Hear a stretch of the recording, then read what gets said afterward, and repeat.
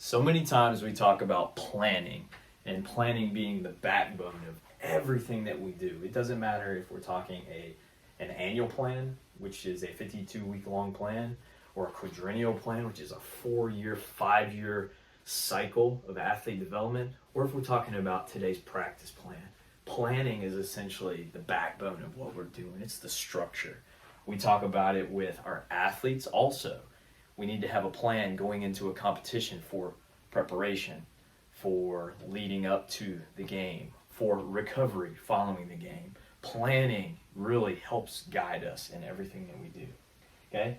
Introduce the idea of a game model. This comes from a concept of tactical periodization by Professor Victor Fraud. He's a Portuguese professor that brought up this idea of tactical periodization and breaking down segments or a plan, a segment of a plan into specific goals and directions. But in order to have the goals and directions, everything starts with the game model.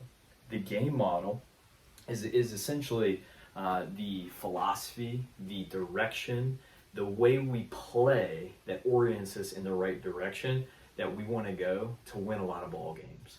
Okay, so for our game model, this could be influenced by many things. It could be the actual sport that we're playing.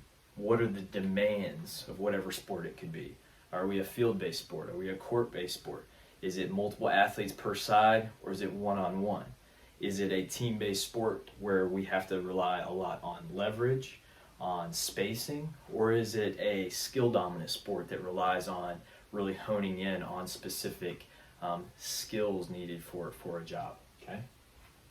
There could also be evaluation of game demands in terms of what is actually happening physically. Okay, so what are top end speeds that are typically reached? What are the demands within a small segment of a game? What are the worst case demands that could happen that maybe rarely happen, but I need to be prepared for?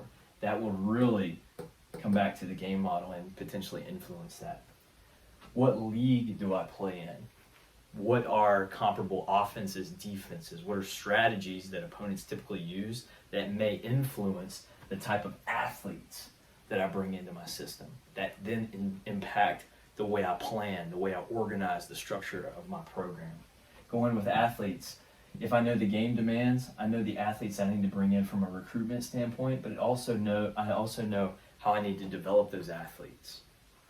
And that kind of goes along with the athlete development model. Okay, so I know what the game demands are. I know what league I'm playing in, so I know how I need to develop my athletes over time. It goes back to my big plan. Culture of the program and organizational goals.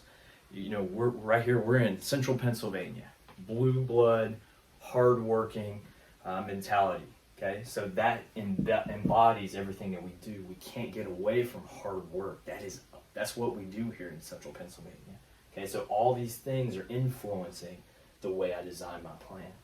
Okay, my individual coaching philosophy, the way I deliver teaching, the way I stand in front of a board or a classroom and instruct my athletes, the way I'm on the field, the way I govern, whatever that is, the way I even influence different coaches that work with me. But my coaching philosophy impacts the direction our program is going.